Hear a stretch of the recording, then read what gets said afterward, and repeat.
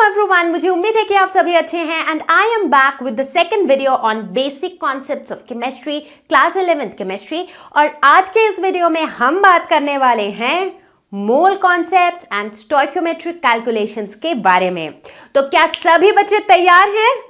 मैं हूं Roshni from learner hub, the free learning platform, जहां पर आप फिजिक्स, केमिस्ट्री, मैथ्स, बायोलॉजी सब कुछ पढ़ सकते हो absolutely for free at learnerhub.com। So, what are we waiting for? Let's get started!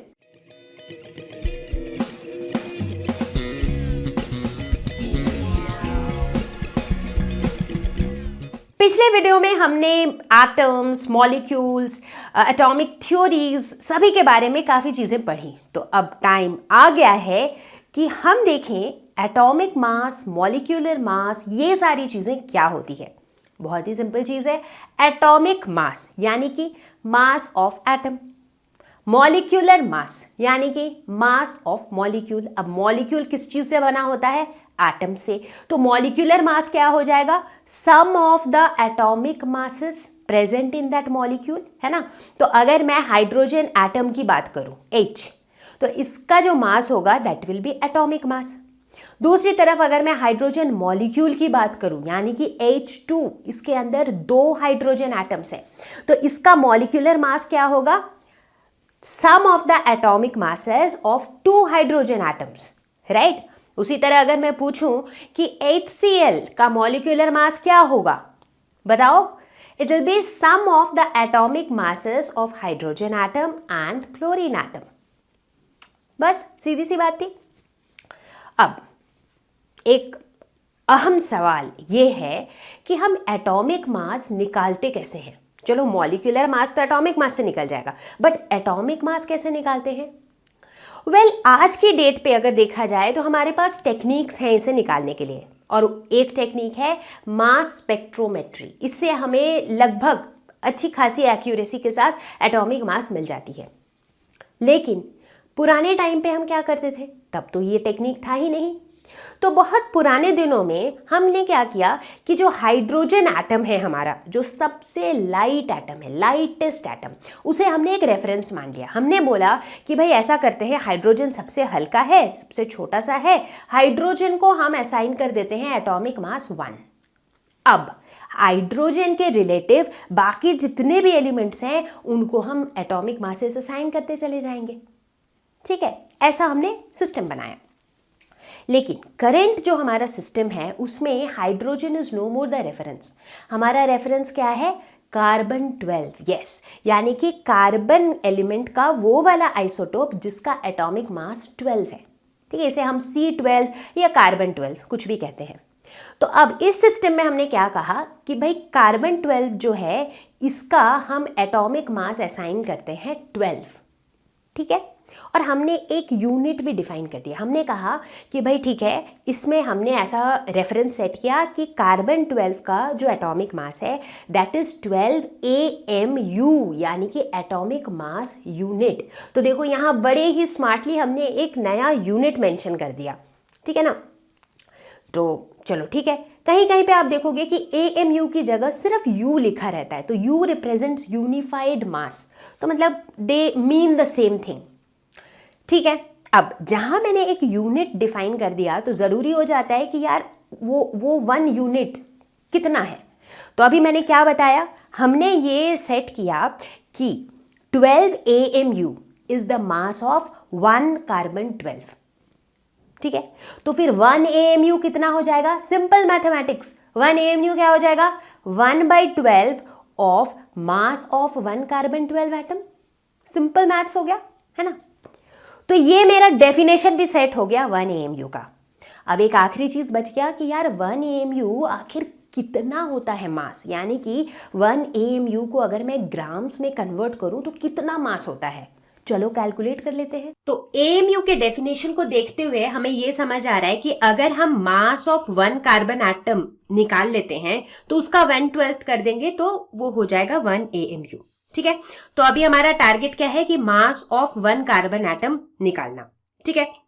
चलो देखते हैं कैसे निकालेंगे। अब कार्बन के अंदर क्या होता है? कार्बन का जो एटॉमिक नंबर होता है वो कितना होता है 6, यानी कि कार्बन के अंदर 6 प्रोटॉन्स होते हैं, 6 न्यूट्रॉन्स होते हैं और 6 इलेक्ट्रॉन्स होते हैं। ठीक है, तो इलेक्ट्रॉन्स कहाँ होंगे, बाहर ऑर्बिट्स में होंगे। ठीक है, तो पहले वाले ऑर्बिट में 2 इलेक्ट्रॉन और बाहर वाले में 1 2 3 4। ठीक है, तो इस तरीके से कुछ होता है हमारा कार्बन। ओके, तो अब मुझे क्या निकालना है, मास ऑफ 1 कार्बन 12 एटम। तो एक एटम का मास क्या हो जाएगा, mass of 6 protons plus mass of 6 neutrons, क्योंकि इलेक्ट्रॉन का मास तो नेग्लिजिबल होता है, तो ये हो जाएगा 6 into mass of 1 proton plus 6 into mass of 1 neutron. अब मास ऑफ प्रोटॉन और मास ऑफ न्यूट्रॉन लगभग बराबर होता है, तो हम ये दोनों को इक्वल मान के चल सकते हैं, तो ये हो जाएगा 12 इंटू मास ऑफ 1 प्रोटॉन। ठीक है, अच्छा, अब मास ऑफ 1 प्रोटॉन कितना होता है, 1.66 into 10 to the power -24 grams. ठीक है, तो यानी कि इतना हो जाएगा मास ऑफ 1 कार्बन एटम।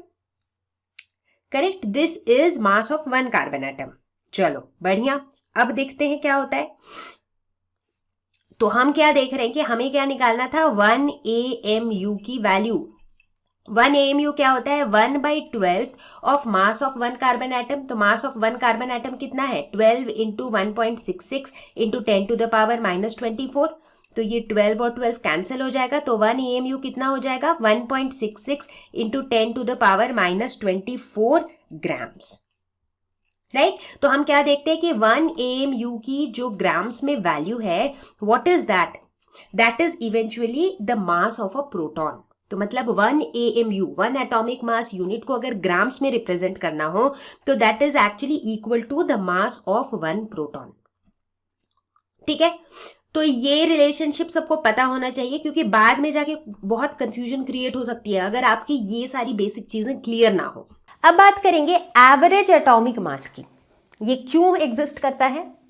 ऐसा पाया गया कि काफ़ी सारे एलिमेंट्स जो हैं ये एक से अधिक आइसोटोप्स में एग्जिस्ट करते हैं। आइसोटोप्स तो सबको पता होगा, I am sure junior classes में पढ़ा होगा कि ऐसे एलिमेंट्स जिनके एटॉमिक नंबर सेम होते हैं लेकिन एटॉमिक मास अलग अलग होते हैं। ठीक है, इनफैक्ट हम अपनी कार्बन की ही बात कर लो, कार्बन के 3 आइसोटोप्स हैं, C12, C13, C14।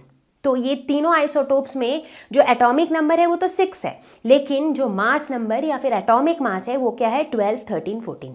ठीक है, तो अब अगर मैं आपसे पूछूं कि कार्बन का एटॉमिक मास कितना है तो आप क्या बोलोगे, 12, 13 या 14। तो ऐसे केस में हम इन तीनों एटॉमिक मासेस का एवरेज निकाल लेंगे और वो एवरेज एटॉमिक मास हो जाएगा एटॉमिक मास ऑफ कार्बन। ठीक है, लेकिन ध्यान रहे, अगर मैं आपसे पूछूं कि कार्बन 12 का एटॉमिक मास कितना है तब आप क्या बताओगे, 12।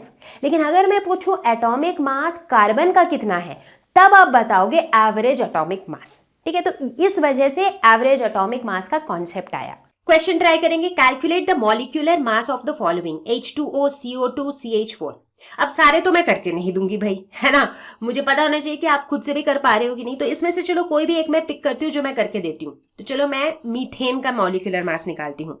ठीक है, तो अगर बात करें मीथेन की तो इसमें क्या क्या है, 1 कार्बन एटम है और 4 हाइड्रोजन एटम्स हैं। राइट, तो अगर मुझे इसका मॉलिक्यूलर मास निकालना हो तो वो क्या हो जाएगा, वो हो जाएगा 1 into mass of 1 carbon atom, है ना, plus 4 into mass of 1 hydrogen atom. Correct, क्योंकि हाइड्रोजन एटम 4 है और कार्बन एटम 1 है। ठीक है, अब मास ऑफ 1 कार्बन एटम कितना होता है, मैंने बताया था 12 AMU, तो ये हो जाएगा 12। मास ऑफ हाइड्रोजन एटम कितना होता है, 1 AMU, तो ये हो जाएगा 1। तो ये कितना हो जाएगा, 12 + 4 दैट इज 16 AMU, या फिर इसको आप 16U भी लिख सकते हो।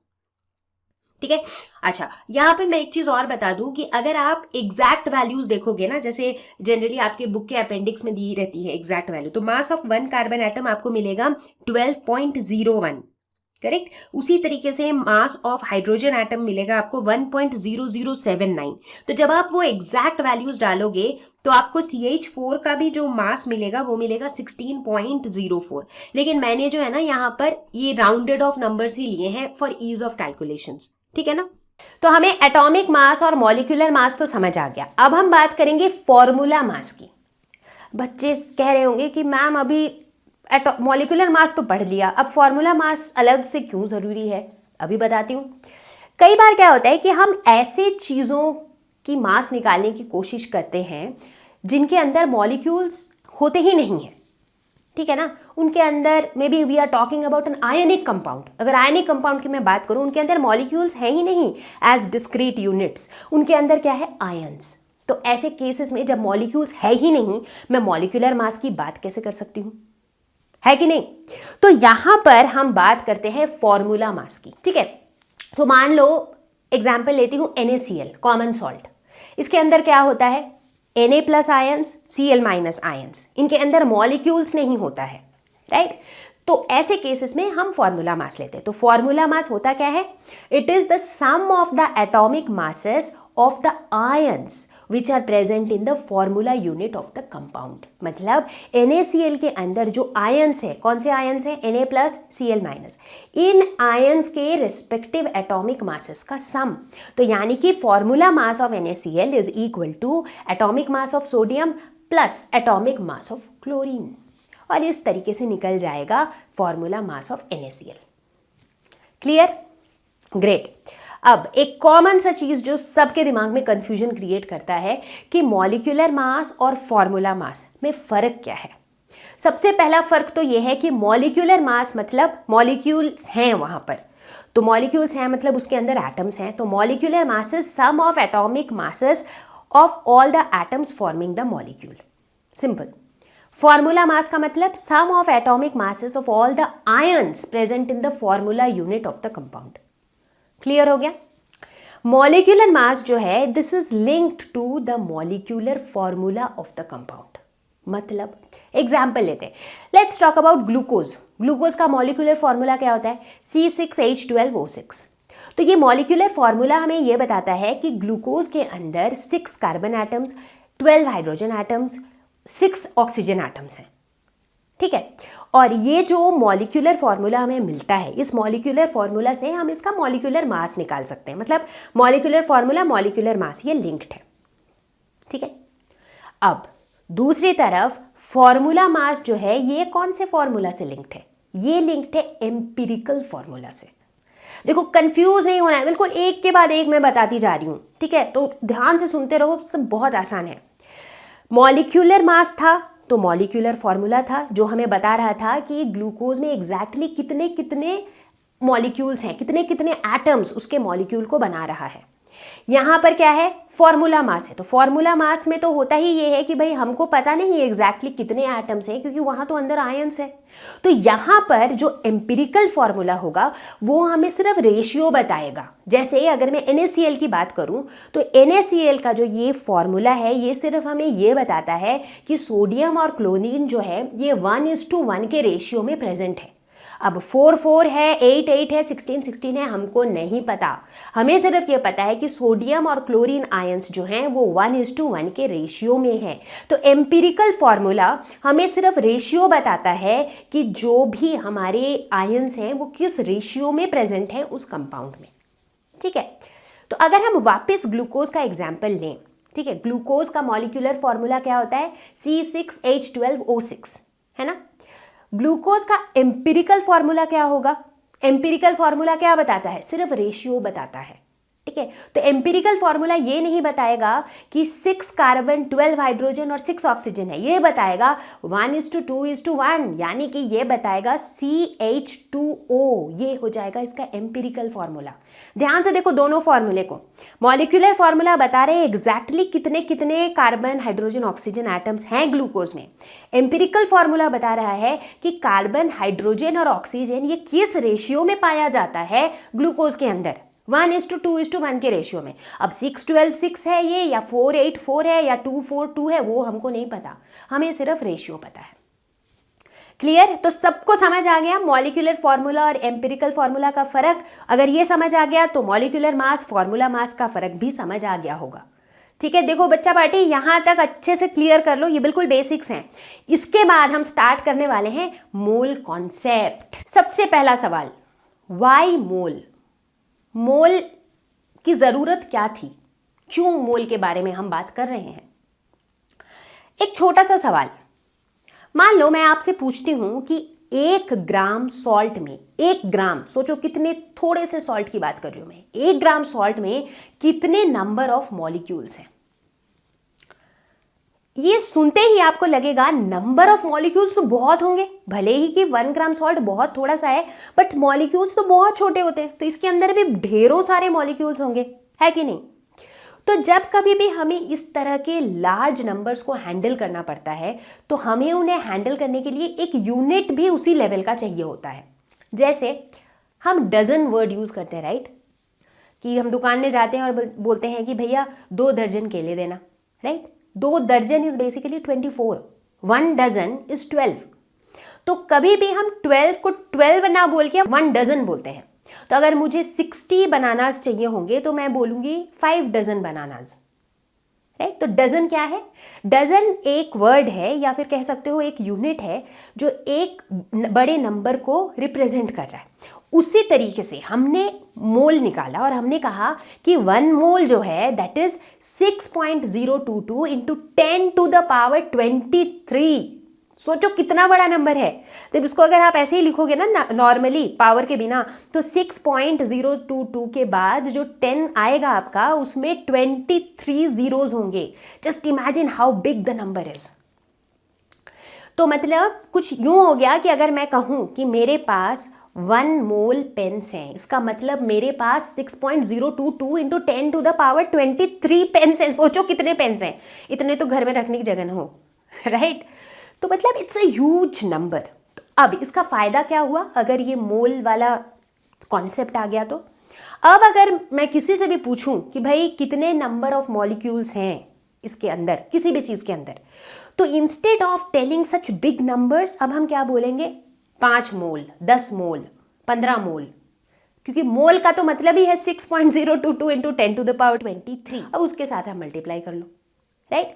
तो ये जो है ये रीज़न था कि मोल पिक्चर में आया और मोल को जो है 7th क्वांटिटी की तरह, वो जो बेस हमने बताया था ना 7 बेस क्वांटिटीज एसआई सिस्टम में, उसमें 7th बेस क्वांटिटी की तरह इंट्रोड्यूस कर दिया गया मोल को for amount of a substance, कि कोई चीज़ कितना है उसके लिए मोल को जो है एक क्वांटिटी की तरह निकाल दिया गया।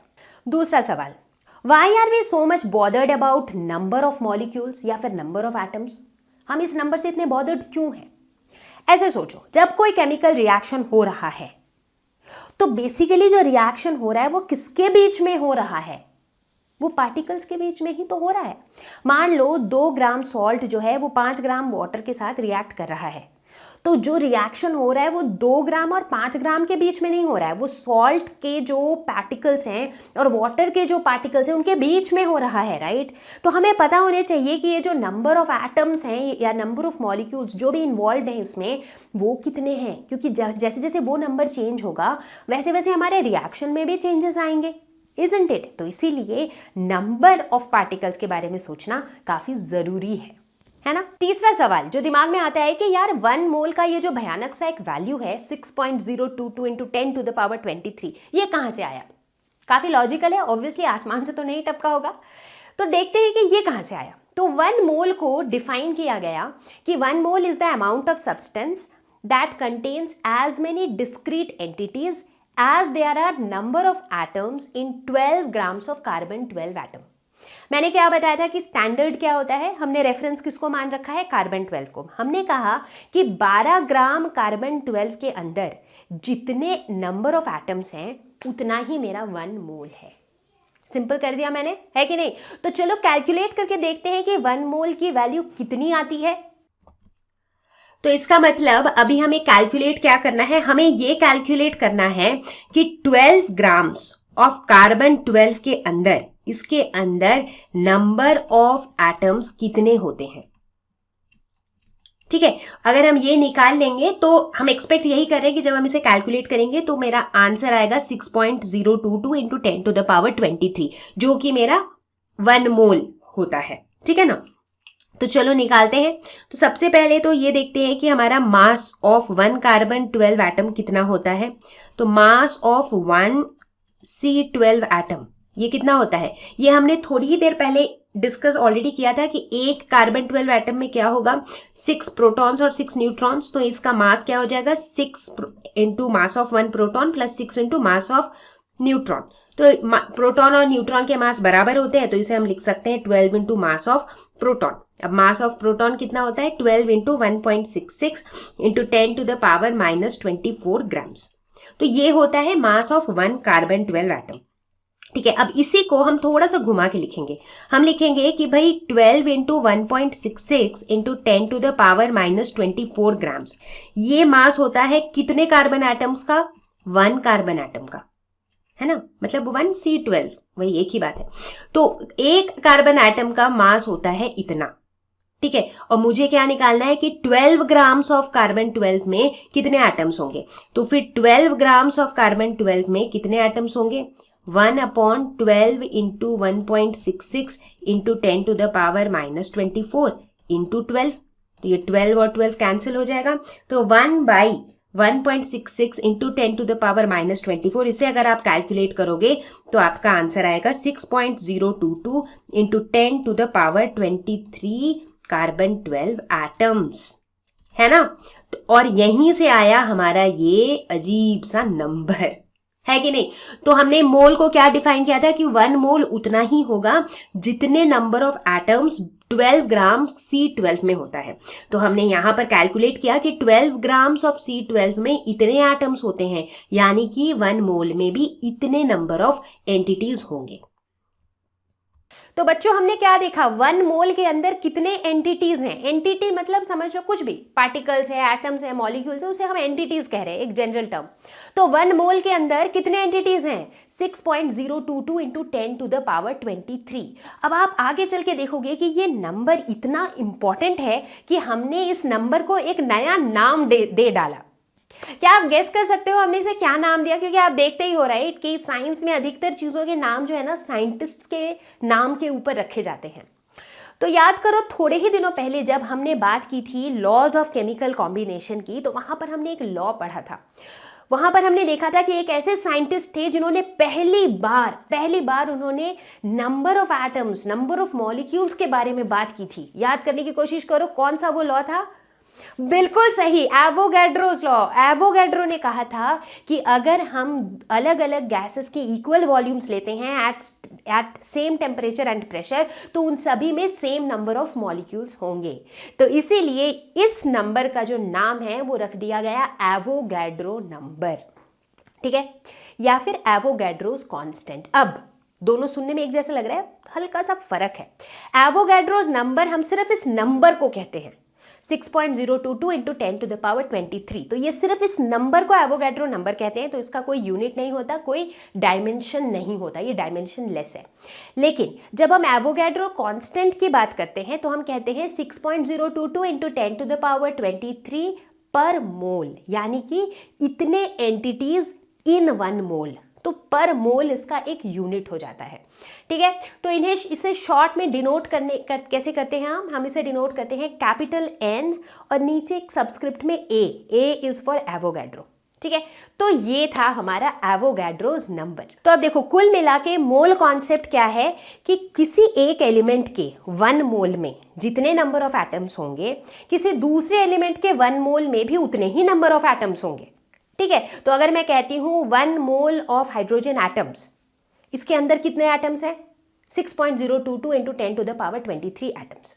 अगर मैं कहती हूं 1 मोल वाटर मॉलिक्यूल, इसका मतलब है उसके अंदर कितने मॉलिक्यूल्स हैं, 6.022 इंटू 10 टू द पावर 23।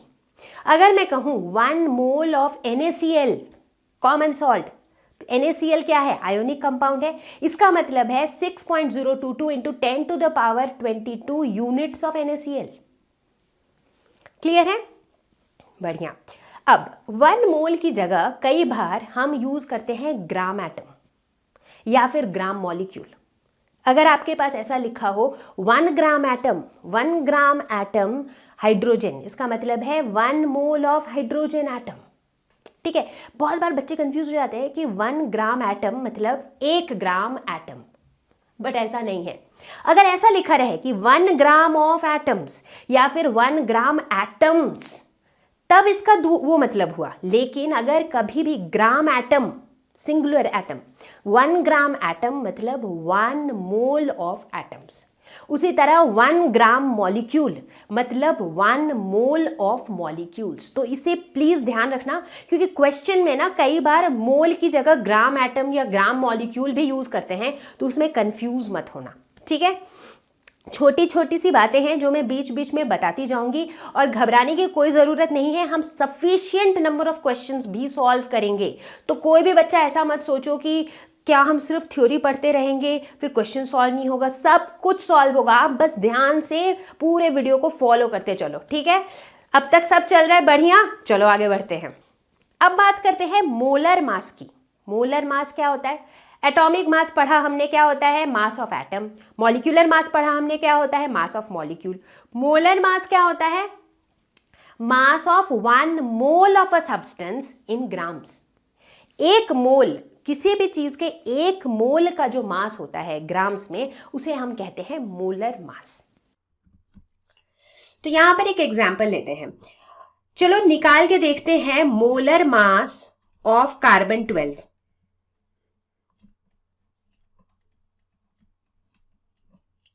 कितना होगा ये? तो अभी तक हमने क्या देखा, 1 मोल में कितने एटम्स होते हैं? 1 मोल में होते हैं 6.022 into 10 to the power 23 carbon 12 atoms, इतने होंगे। ठीक है, और हमने अभी ये भी देखा है थोड़ी देर पहले कि एक कार्बन 12 एटम का मास कितना होगा?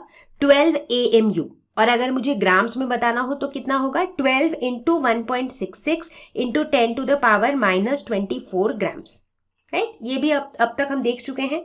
ठीक है, तो अब अगर मुझे 1 मोल का मास निकालना हो तो कितना होगा? 6.022 into 10 to the power 23 atoms का मास कितना हो जाएगा? ये हो जाएगा 12 into 1.66 into 10 to the power -24 into 6.022 into 10 to the power 23। जब आप इसको मल्टीप्लाई करोगे तो आप देखोगे कि इवेंचुअली ये पूरी चीज मल्टीप्लाई होके 1 हो जाएगी, और आपका आंसर क्या हो जाएगा? 12 ग्राम्स, क्योंकि हम ग्राम्स में ही निकाल रहे हैं। राइट, तो बेसिकली यहां से हमको क्या पता चला कि जब हम कार्बन 12 का मोलर मास निकाल रहे हैं तो मुझे कितना मिल रहा है? ये मुझे मिल रहा है 12 ग्राम्स। और यहां पर अगर आप देखो तो एक बहुत सरप्राइजिंग चीज आपको देखने को मिलेगी कि जब हम एटॉमिक मास की बात करते हैं, इसी की, कार्बन 12 की ही, तो उसका एटॉमिक मास कितना होता है? उसका एटॉमिक मास होता है 12 AMU। ठीक है, तो यहां पर जो मजेदार बात है वो ये है कि हम ये देखते हैं कि जो मोलर मास का जो वैल्यू है और एटॉमिक मास का जो वैल्यू है, ये दोनों वैल्यू न्यूमेरिकली सेम होता है। जिस तरह कार्बन के लिए मोलर मास और एटॉमिक मास दोनों 12 है, लेकिन ध्यान रहे 12 सिर्फ वैल्यू की बात कर रही हूँ, यूनिट्स दोनों के अलग है। मोलर मास में ग्राम्स है और एटॉमिक मास में AMU है, और इन दोनों यूनिट्स में ही बहुत फासला है, जिसके बारे में हम आगे बात करेंगे। तो यहां हम ये एक इंटरेस्टिंग चीज हमने नोट की कि मोलर मास और एटॉमिक मास न्यूमेरिकली बराबर है। इनफैक्ट सिर्फ कार्बन का ही नहीं, बल्कि आप अगर दूसरे एलिमेंट्स भी देख लें, जैसे कि हाइड्रोजन, ऑक्सीजन, सोडियम, क्लोरीन, सभी जगह आप देखोगे कि जो मोलर मास की वैल्यू है और जो एटॉमिक मास की वैल्यू है, मतलब एवरेज एटॉमिक मास की जो वैल्यू है, ये दोनों वैल्यू सेम है। उसी तरह ऑक्सीजन के केस में भी, उसी तरह सोडियम के केस में भी, और उसी तरह क्लोरीन के केस में भी। तो बेसिकली सभी के लिए क्या होता है कि जो एवरेज एटॉमिक मास है और जो मोलर मास है वो न्यूमेरिकली इक्वल होते हैं। Now this is very important, they are only numerically equal. तो बच्चा पार्टी यहां पर एक बहुत बहुत क्रूशियल बात पे ध्यान देना है। अभी अभी हमने देखा कि एटॉमिक मास और मोलर मास न्यूमेरिकली इक्विवेलेंट होता है। जैसे अगर हम कार्बन की बात करें तो उसका एटॉमिक मास है 12 AMU और उसका मोलर मास है 12 ग्राम्स पर मोल। ठीक है ना? न्यूमेरिकली वैल्यू दोनों के सेम है, लेकिन दोनों का यूनिट्स अलग है। एक है एएमयू तो दूसरा है ग्राम्स पर मोल, और इन दोनों यूनिट्स में बहुत फासला है। एएमयू एक बहुत छोटा सा यूनिट है, राइट? तो 1 एएमयू कितना ग्राम्स होता है? 1.66 into 10 to the power -24 grams. तो सोच के देखो कि ग्राम्स के सामने 1 एएमयू कितना छोटा सा यूनिट होता है। तो भले ही दोनों नंबर सेम है, बट जो दोनों के जो स्केल ऑफ मेजरमेंट है वो बिल्कुल अलग है, करेक्ट? तो जब हम इस बारे में बात कर रहे हैं तो तभी मुझे ये ध्यान आ रहा है कि चूंकि हम मोल की बात कर रहे हैं, right? Since we are talking about mole, हमें पता होना चाहिए कि हाउ बिग इज मोल। हमने तो ये देख लिया कि भाई 1 mole is 6.023 into 10 to the power 23। सुन के लग रहा है कि हाँ यार बहुत बड़ा नंबर है। तो मैं एक एग्जाम्पल देती हूँ जो मुझे बहुत पसंद आया था। It was published in an article कि अगर आपको एक छोटा सा ड्रॉप ऑफ वाटर दिया जाए, मतलब let's say 0.03 grams of water, सोचो कितना छोटा सा, थोड़ा सा, जरा सा ड्रॉप ऑफ वाटर दिया जाए, और अगर मैं पूछूं कि इस ड्रॉप ऑफ वाटर में कितने मॉलिक्यूल्स हैं, तो आपको पता है कितने मॉलिक्यूल्स होंगे? 100 billion times the total number of people on earth. पूरे अर्थ में, पूरे इंडिया में नहीं, पूरे अर्थ में जितने लोग हैं उसका 100 बिलियन टाइम्स होगा। यानी कि अगर हम इन मॉलिक्यूल्स को लोगों में डिस्ट्रीब्यूट करने लगे तो एक एक इंसान को 100 बिलियन मॉलिक्यूल्स मिलेंगे। मिलियन नहीं, बिलियन। तो आप सोच सक रहे हो कि उस 0.03 ग्राम्स ऑफ वाटर के अंदर इतने billions and billions of molecules हैं। So just imagine how enormous is mole. तो अब हम देखेंगे कि किस तरह से, अब थोड़ा सा हम किधर जा रहे हैं? क्वेश्चंस की तरफ। तो किस तरह से हम नंबर ऑफ मोल्स कैलकुलेट करते हैं, और साथ ही कुछ क्वेश्चंस भी देखें। अब देखो हम नंबर ऑफ मोल्स कैलकुलेट कैसे करते हैं, क्योंकि ये एक बहुत ही सुपर डुपर इंपॉर्टेंट पार्ट है। क्योंकि होता है कि एग्जाम्स वगैरह में आपको इसी टाइप के क्वेश्चंस आते हैं कि भाई नंबर ऑफ मोल्स निकालो, कहीं पे नंबर ऑफ मोल्स दिया हुआ होगा, एटॉमिक मास निकालो, वगैरह वगैरह। ठीक है, तो ये पार्ट इंपॉर्टेंट है। तो अब देखो यहाँ पर अलग अलग केसेस में हम कैसे इसे हैंडल करेंगे। अगर हम एलिमेंट्स की बात करें, मान लो किसी एलिमेंट के लिए आपको नंबर ऑफ मोल्स निकालना है, तो कैसे निकालोगे? Mass given divided by gram atomic mass. ठीक है, अब ये ग्राम एटॉमिक मास क्या होता है? ग्राम एटॉमिक मास का मतलब होता है, मैंने बताया था कि ग्राम एटम को हम मोल भी कहते हैं, करेक्ट? मतलब मोल की जगह हम कई बार ग्राम एटम लिखते हैं। तो जब हम ग्राम एटॉमिक मास की बात कर रहे हैं तो हम ये कहना चाह रहे हैं कि मास of 1 mole atoms in gram. ठीक है, मतलब हम एक एटम के मास की बात नहीं कर रहे हैं, हम 6.022 into 10 to the power 23 atoms की बात कर रहे हैं। ठीक है, तो अगर कभी भी किसी एलिमेंट के नंबर ऑफ मोल्स निकालने हैं तो मास गिवन, मतलब जितने मास के लिए नंबर ऑफ मोल्स निकालना है वो मास डाल दो, डिवाइड कर दो ग्राम एटॉमिक मास से। ठीक इसी तरीके से अगर आपको कंपाउंड्स के लिए निकालना है तो वहां फर्क क्या होगा? सिर्फ ग्राम एटॉमिक मास की जगह यहां पर आ जाएगा ग्राम मॉलिक्यूलर मास। ठीक है, और ग्राम मॉलिक्यूलर मास क्या होता है? Mass of 6.022 into 10 to the power 23 molecules in gram. ठीक है, तो कई बार ना इनको शॉर्ट फॉर्म में GMM भी लिखा जाता है, ग्राम मॉलिक्यूलर मास, और इसे GAM ग्राम एटॉमिक मास। एक और सिनेरियो आ सकता है गैसेस के लिए। गैसेस के केस में कई बार हमें नंबर ऑफ मोल्स निकालना होता है, और यहाँ पर आपको ये एक फैक्ट पता होनी चाहिए कि 1 mole of a gas occupies a volume of 22.4 litres at STP। STP क्या होता है? Standard temperature and pressure. और स्टैंडर्ड टेम्परेचर और प्रेशर कितना होता है? 273 केल्विन, और प्रेशर होता है 1 एटमॉस्फेयर। तो अगर STP में कोई गैस है तो वो हमेशा कितना वॉल्यूम ऑक्यूपाई करेगा? 22.4 लीटर्स। इसके डेरिवेशन वगैरह पे मैं नहीं जा रही हूं अभी, ये आप अभी एक फैक्ट की तरह जान लो। तो इन ऐसे गैसेस के केस में अगर हमें नंबर ऑफ मोल्स निकालना हो तो हम क्या करेंगे? वॉल्यूम गिवन, मतलब जितने वॉल्यूम के लिए निकालना है, डिवाइडेड बाय 22.4 लीटर्स। ठीक है, तो ये है हमारे तरीके नंबर ऑफ मोल्स निकालने के लिए। तो अब क्या करेंगे? कुछ क्वेश्चंस ट्राई करेंगे। तो पहला क्वेश्चन ट्राई करते हैं। 1 atom of an element X weighs 6.643 into 10 to the power -23 grams.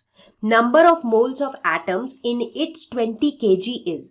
तो मैं हर क्वेश्चन को जब सॉल्व करूंगी मैं आपको बताऊंगी कि किस तरह से जो अभी मैंने जो फॉर्मूले बताए वो हम कैसे अप्लाई करेंगे, राइट?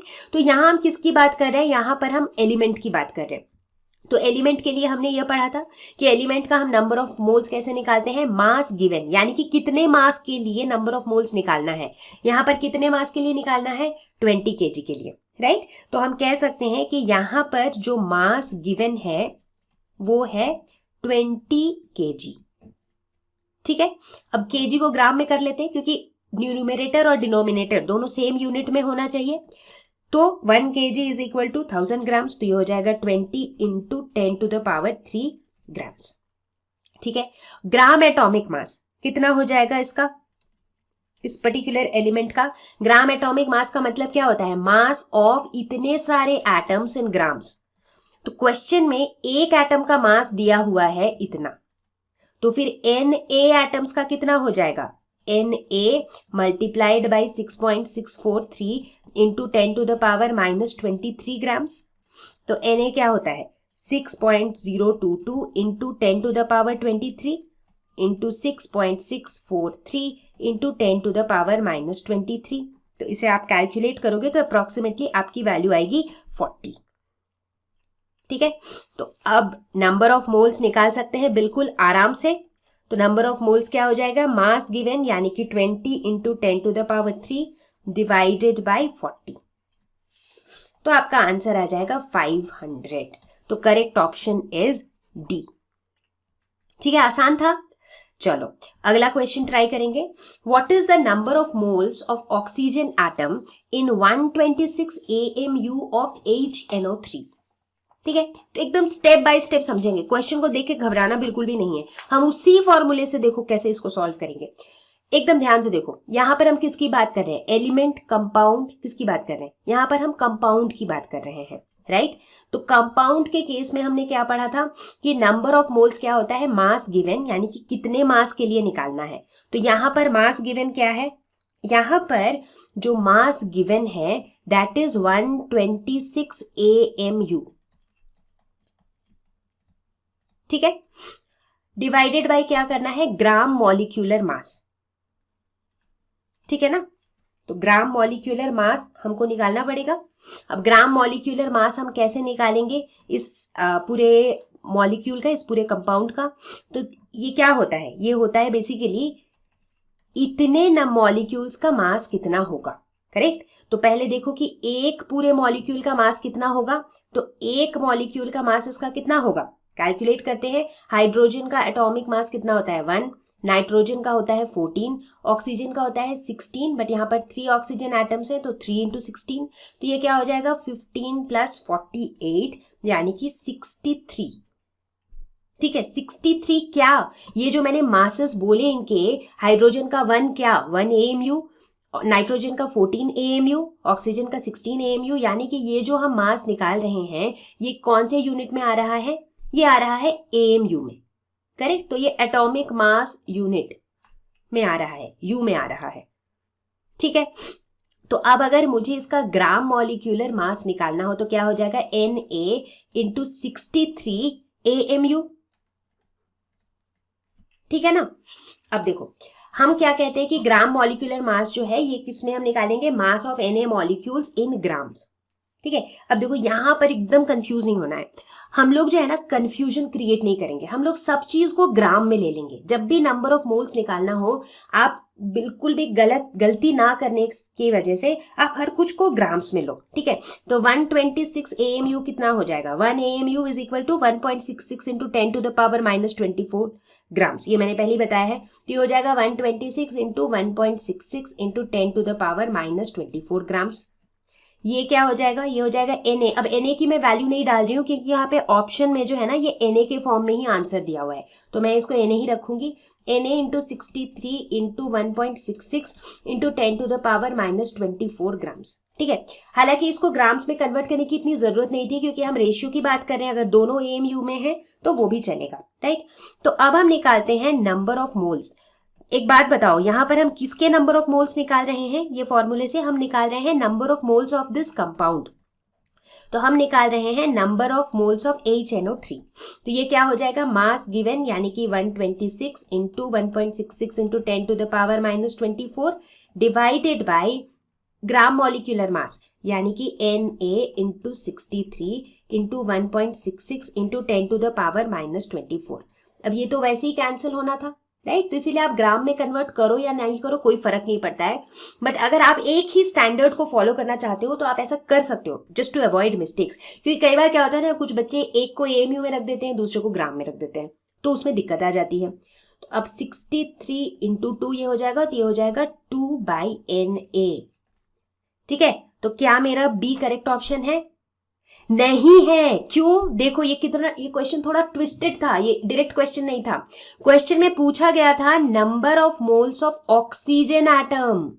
ध्यान से देखो, मैंने जानबूझ के स्टार्टिंग में इस पे फोकस नहीं किया, बिकॉज अधिकतर बच्चे यही गलती करते हैं। जैसे ही वो देखते हैं नंबर ऑफ मोल्स निकालना है तो चलो भाई फॉर्मूले में डाल देते हैं, बट हमने निकाला क्या?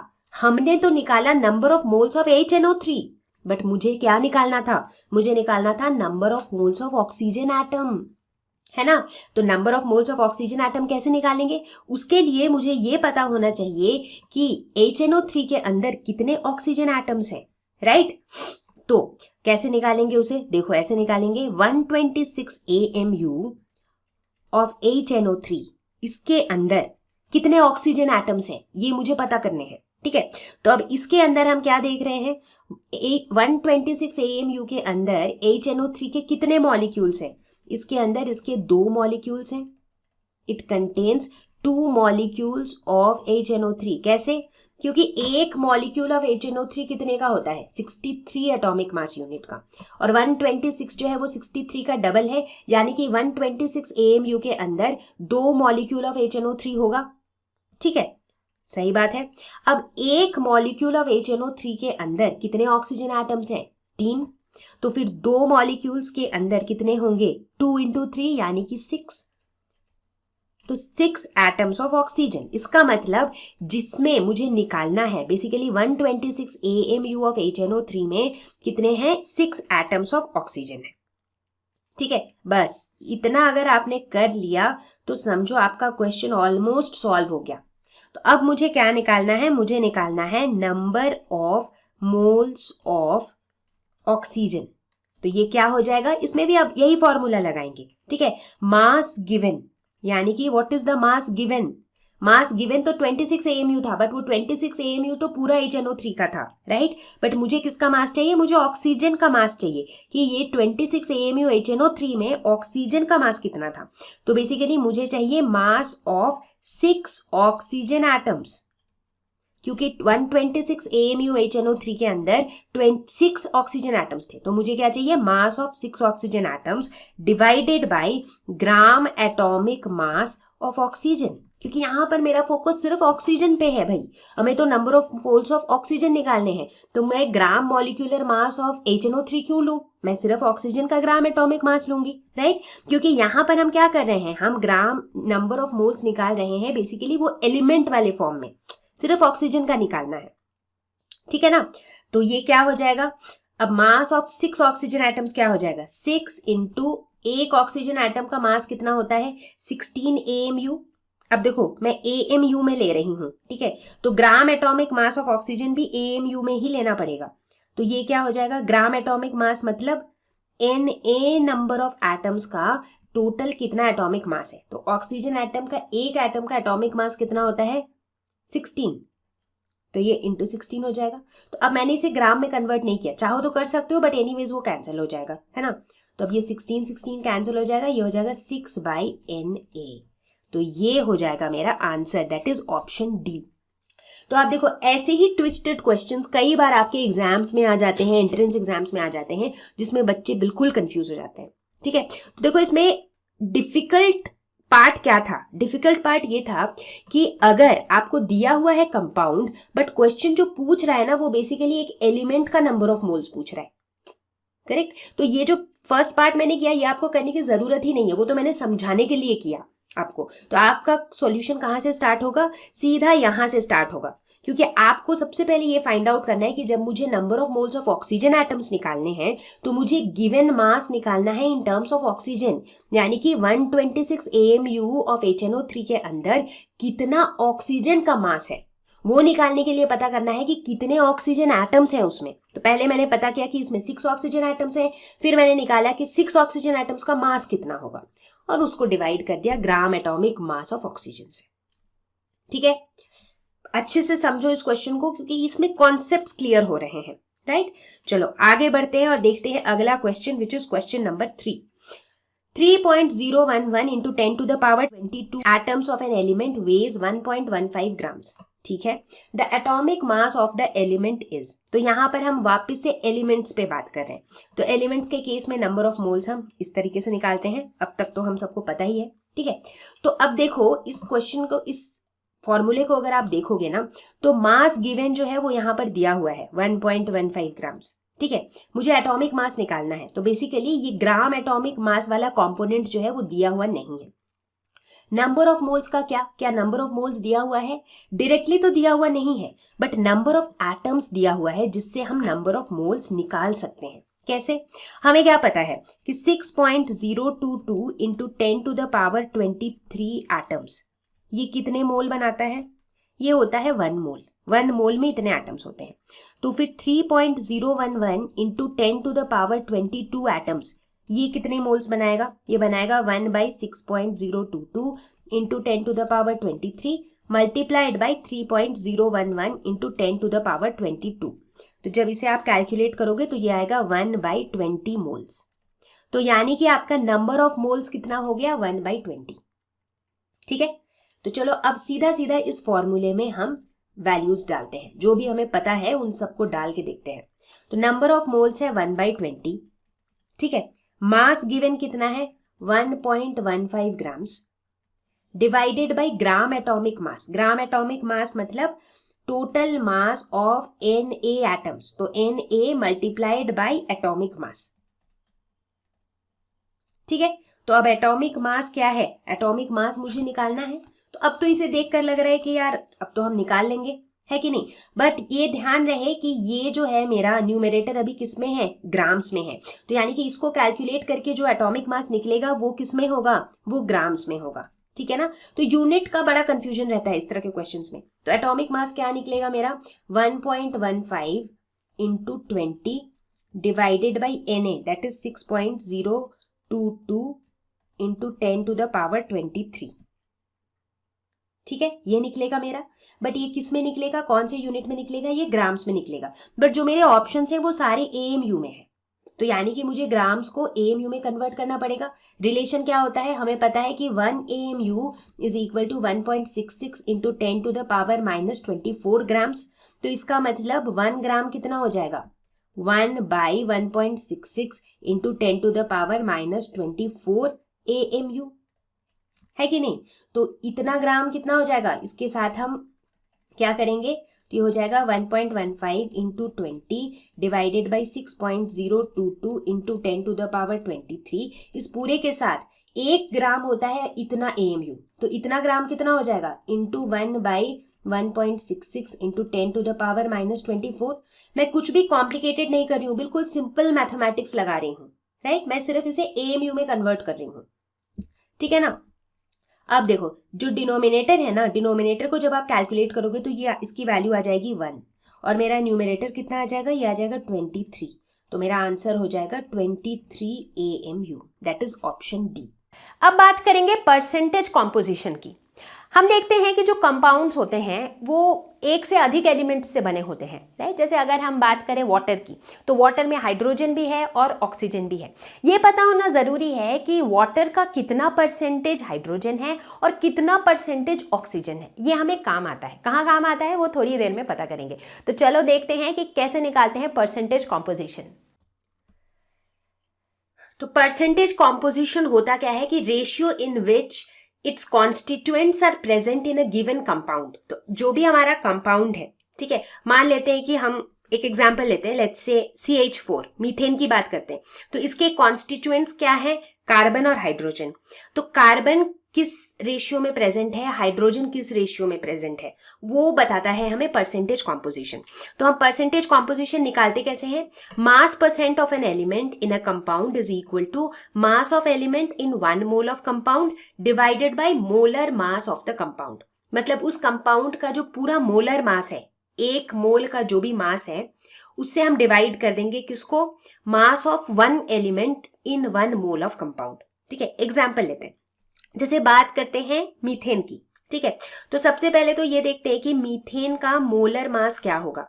हमने देखा था राइट कि मोलर मास की जो वैल्यू है ना, वो एटॉमिक मास के वैल्यू की बराबर ही होती है, जस्ट दैट इसका यूनिट अलग होता है राइट। तो कार्बन का कितना होगा मास, 12 प्लस हाइड्रोजन का कितना होगा 1 into 4, so 12 plus 4 that is 16। तो ये हो जाएगा 12 प्लस 4 दैट इज 16 ग्राम्स, क्योंकि मोलर मास हम ग्राम्स में लेते हैं। ठीक है, अब देखना है कि what is the mass of carbon in 1 mole of compound. एक मोल ऑफ कंपाउंड में कार्बन कितना है, तो अगर हम मास ऑफ कार्बन की बात करें यहां पर, तो कार्बन का मास कितना है 12, करेक्ट। तो फिर मास परसेंटेज ऑफ कार्बन कितना हो जाएगा 12/16 इंटू 100। उसी तरीके से मास परसेंटेज ऑफ हाइड्रोजन कितना हो जाएगा 4/16 इंटू 100। ठीक है, तो इसकी वैल्यू कैलकुलेट करोगे तो ये आ जाएगा 75% और ये आ जाएगा 25%। ठीक है, तो इसका मतलब मास परसेंट ऑफ कार्बन इसमें है 75% और मास परसेंट ऑफ हाइड्रोजन है 25%। तो इस तरीके से हम परसेंटेज कॉम्पोजिशन निकालते हैं।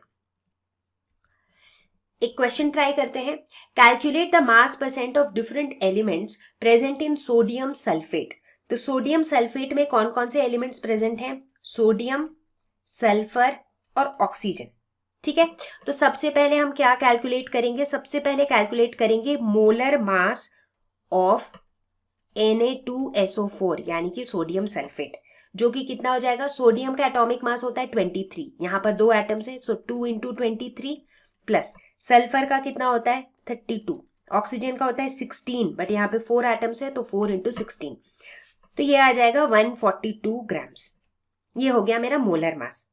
ठीक है, अब देखते हैं कि इंडिविजुअली इन एलिमेंट्स के कितने मास हैं। तो मास ऑफ सोडियम की अगर हम बात करें तो कितना है, सोडियम का कितना है 2 इंटू 23 यानी कि 46 ग्राम्स। मास ऑफ सल्फर कितना है 32, तो हो जाएगा 32 ग्राम्स।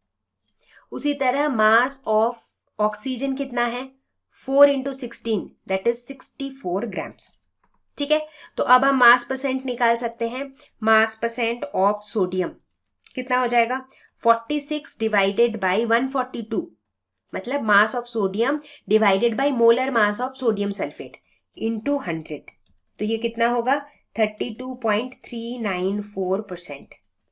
ठीक इसी तरीके से मास परसेंट ऑफ सल्फर निकालेंगे तो वो हो जाएगा 32 डिवाइडेड बाई 142 इंटू 100, इसकी वैल्यू हो जाएगी 22.53%। उसी तरीके से मास परसेंट ऑफ ऑक्सीजन निकालेंगे तो वो हो जाएगा 64 divided by 142 into 100 that is 45.07%। तो इस तरीके से हम निकालेंगे परसेंटेज कॉम्पोजिशन। अच्छा, एक बात फिर से क्लैरिफाई कर देती हूँ कि ये जो हम ले रहे हैं ना मासेस, ये मैं सारे राउंड फिगर्स में ले रही हूँ, तो काफी चांसेस है कि जब आप अपने बुक से आंसर्स टैली करो तो डेसिमल के बाद जो है थोड़े से फर्क आए। That is because I am not taking the exact values. कई क्वेश्चंस में जब एग्जाम में पूछे जाते हैं तो आपको एग्जैक्ट मास दिया हुआ होगा, एकदम प्रॉपर एग्जैक्ट एटॉमिक मास दिया हुआ होगा, अगर दिया हुआ है तो आप उसे ही यूज करना। एक बार हमें परसेंटेज कॉम्पोजिशन अगर पता चल गया तो बड़ी ही आसानी से हम उस कंपाउंड का एम्पिरिकल फॉर्मूला फिर मॉलिक्यूलर फॉर्मूला निकाल सकते हैं। मैंने इस वीडियो की शुरुआत में ही बता दिया था कि एम्पिरिकल फॉर्मूला और मॉलिक्यूलर फॉर्मूला क्या होता है, तो जिन्हें अभी भी कंफ्यूजन है वो वापस जाके वो वाला जगह फिर से देख लें। ठीक है, तो चलो स्टेप बाय स्टेप देखते हैं कैसे एम्पिरिकल फॉर्मूला और मॉलिक्यूलर फॉर्मूला निकलता है। अब देखो, परसेंटेज कॉम्पोजिशन से मॉलिक्यूलर फॉर्मूला तक पहुंचना जो है that is a 5 step process. ठीक है, तो यहां पर हम इस क्वेश्चन के हेल्प से ये पूरा प्रोसेस समझेंगे। तो क्वेश्चन कहता है कि determine the empirical formula of an oxide of iron which has 69.9% iron and 30.1% dioxygen by mass. ठीक है, तो मास परसेंटेज दिया हुआ है। देखो मैं स्टेप बाय स्टेप बताऊंगी। पहला स्टेप 1 क्या है कि convert mass percentage two grams, इसे ग्राम्स में कन्वर्ट करना है।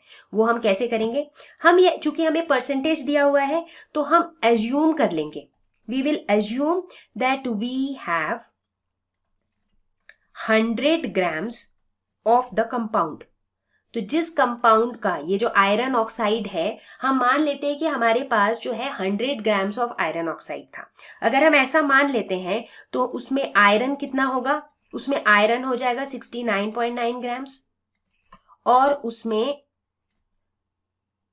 डाई ऑक्सीजन यानी कि O2, डाई मतलब 2, सो O2 कितना होगा? O2 हो जाएगा 30.1 ग्राम्स.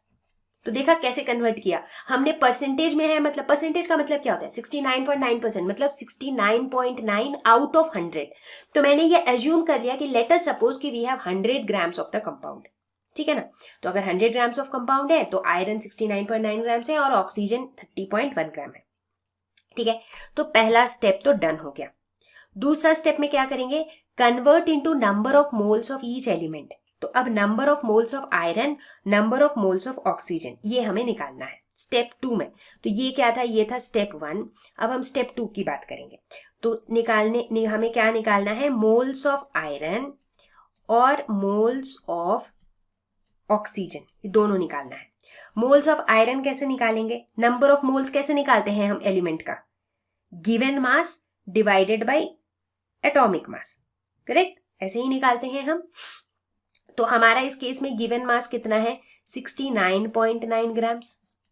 तो आयरन का एटॉमिक मास होता है 55.8. तो यहां पर जो है ना, we are more concerned about the ratio. ठीक है ना. तो अब बहुत से बच्चों के दिमाग में ये क्वेश्चन आएगा कि जब हम नंबर ऑफ मोल्स निकालते थे तो नीचे हम ग्राम एटॉमिक मास लेते थे, जब हम उसे Na से मल्टीप्लाई करते थे, यानी कि 6.022 इंटू 10 टू द पावर 23 से हम मल्टीप्लाई करते थे, राइट. बट यहाँ हम वो नहीं कर रहे हैं. ऐसा क्यों? क्योंकि यहाँ पर जो है ना, हम मोल्स ऑफ आयरन निकाल रहे हैं, मोल्स ऑफ ऑक्सीजन निकाल रहे हैं, just to see their ratio. तो अगर हम उसे करेंगे तो हमारी कैलकुलेशन और कॉम्प्लिकेट होती जाएगी, right. So just to avoid that हमने उसे यहाँ पर कंसिडर नहीं किया है. ठीक है. तो ये वैल्यू मेरी आती है लगभग 1.25. उसी तरह मोल्स ऑफ ऑक्सीजन निकालेंगे तो ये आएगा 30.1, जो कि मेरा गिवन मास है, डिवाइडेड बाय ऑक्सीजन का जो एटॉमिक मास होता है विच इज 16. तो इसकी वैल्यू आ जाएगी 1.88. तो ये हो गया मेरा स्टेप 2. ठीक है. अब स्टेप 3 की बारी है. स्टेप 3 में हम क्या करेंगे? Divide mole value by the smallest number. ठीक है. अब देखो इसमें हम क्या करेंगे? तीसरा केस. अब यहां पर मेरा स्मॉलर नंबर कौन सा वाला है? 1.25 और 1.88 में से 1.25 है, राइट. तो हम क्या करेंगे? 1.25 से डिवाइड कर देंगे मोल वैल्यू को. ठीक है. यानी कि देखो अभी तक क्या हुआ? आयरन और ऑक्सीजन के मेरे मोल वैल्यूज कितने थे? 1.25 और 1.88. तो हम क्या करेंगे? स्टेप 3 के हिसाब से दोनों को 1.25 से डिवाइड कर देंगे. ठीक है. तो क्या हो जाएगा? ये हो जाएगा 1, क्योंकि हम इन दोनों का रेशियो निकालना चाह रहे हैं, राइट. तो ये हो जाएगा 1 और ये क्या हो जाएगा? ये हो जाएगा 1.5. ठीक है. अब 1:1.5 ये हमको चलेगा नहीं भाई, डेसिमल में मुझे नहीं चलेगा. तो मैं क्या करूं? जैसे 1/1.5 है. अब मुझे अगर इस पॉइंट को हटाना है, अगर मैं ऊपर नीचे 2 से मल्टीप्लाई कर दूं, चलेगा? बिल्कुल चलेगा. तो वही करते हैं, इसको पूरे को ना ऊपर नीचे 2 से मल्टीप्लाई कर देते हैं. तो ये क्या हो जाएगा? 2:3. तो यहां पर इस स्टेप में हमें ये पता चल गया कि आयरन और ऑक्सीजन का जो रेशियो है ना, दैट इज 2:3. ठीक है. ये मेरा काफी इंपॉर्टेंट स्टेप था, जो कि था स्टेप 3. अब स्टेप 4 क्या है? Right empirical formula using symbols of elements. मतलब हम एम्पिरिकल फॉर्मूला तक पहुंच चुके हैं. एम्पिरिकल फॉर्मूला लिखने के लिए एलिमेंट्स के पहले सिंबल्स डालो. आयरन, ऑक्सीजन किस रेशियो में है? 2:3. तो ये हो गया मेरा एम्पिरिकल फॉर्मूला. ठीक है. तो इस क्वेश्चन का तो हमने आंसर कर दिया, बट हमें मॉलिक्यूलर फॉर्मूला भी अगर निकालना हो तो हम क्या करेंगे? और वही हमारा 5वां स्टेप है कि राइट मॉलिक्यूलर फॉर्मूला.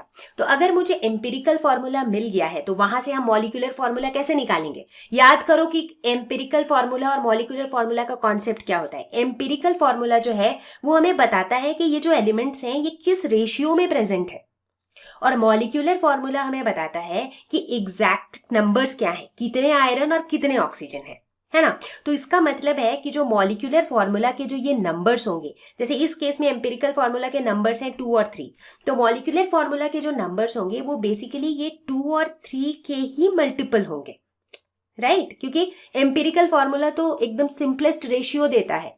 ग्लूकोज का एग्जाम्पल याद करो, ग्लूकोज का मॉलिक्यूलर फॉर्मूला होता था C6H12O6 और उसका एम्पिरिकल फॉर्मूला होता था CH2O। तो एम्पिरिकल फॉर्मूला जो है ना 1 2 1, इसी को अगर हम 3 से मल्टीप्लाई कर दें,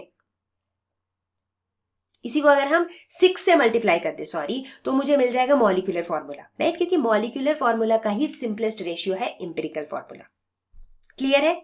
तो उसी लॉजिक से जाते हुए हम क्या करेंगे, जब भी हमें एम्पिरिकल फॉर्मूला से मॉलिक्यूलर फॉर्मूला निकालना है, यानी कि हमारा स्टेप 5, तो हम क्या करेंगे, सबसे पहले हम निकालेंगे एम्पिरिकल फॉर्मूला मास, ठीक है, जो कि इस केस में क्या हो जाएगा 2 into atomic mass of iron which is 55.8 plus 3 into atomic mass of oxygen which is 16, तो ये हो जाएगा 159.6 ग्राम्स। ये हो गया एम्पिरिकल फॉर्मूला मास, ठीक है। अब हम क्या करेंगे, अब हम इसका मोलर मास लेंगे। अब आप पूछोगे कि मैम इसका मोलर मास हम कहाँ से निकालेंगे, यहाँ तो दिया हुआ नहीं है। ये जो क्वेश्चन हमने लिया था ना, इस क्वेश्चन में सिर्फ एम्पिरिकल फॉर्मूला पूछा गया था, राइट। बट अगर आपके पास जो दूसरा क्वेश्चन रहेगा जिसमें वहां पे आपको मॉलिक्यूलर फॉर्मूला निकालने के लिए कहा जाएगा, वहां मोलर मास जो है ये आपको गिवन होगा, ठीक है। तो एम्पिरिकल फॉर्मूला मास आप निकाल लोगे, मोलर मास आपको दिया हुआ होगा। अब आप क्या करोगे, इन दोनों को कर दोगे डिवाइड, मतलब n की जो वैल्यू है that will be equal to molar mass divided by empirical formula mass, ठीक है। और इस तरह से आपको n की एक वैल्यू मिलेगी। ये n है कौन सी चीज, यही जो यहाँ के एग्जाम्पल में मैंने बताया, राइट, कि जो एम्पिरिकल फॉर्मूला होता है उसके जो सब्सक्रिप्ट्स होते हैं उसके साथ अगर आप एक नंबर मल्टीप्लाई कर दोगे तो आपका मॉलिक्यूलर फॉर्मूला आ जाएगा, क्योंकि एम्पिरिकल फॉर्मूला मॉलिक्यूलर फॉर्मूला का ही सिंपलेस्ट रेशियो होता है, राइट। तो ये n की वैल्यू एक बार आपको मिल गई तो आप क्या करोगे, एम्पिरिकल फॉर्मूला के सब्सक्रिप्ट्स में, जैसे ये Fe2O3 है, 2 के साथ n मल्टीप्लाई कर दो, 3 के साथ n मल्टीप्लाई कर दो, तो जो बनेगा वो आपका हो जाएगा मॉलिक्यूलर फॉर्मूला, ठीक है।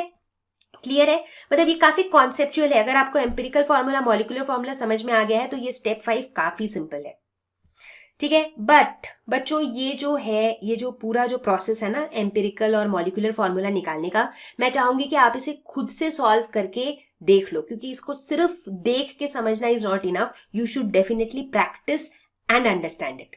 ओके, सो बच्चा पार्टी, अब हम बात करने वाले हैं स्टोइक्योमेट्री की। यार नाम ही इतना खतरनाक है कि लगता है कि कुछ पल्ले नहीं पड़ेगा, बट ऐसा है नहीं। स्टोइक्योमेट्री बेसिकली 2 वर्ड से बना है, 2 ग्रीक वर्ड से, स्टोइक्योन और मेट्रॉन। स्टोइक्योन मतलब एलिमेंट्स, मेट्रॉन मतलब मेजरमेंट्स।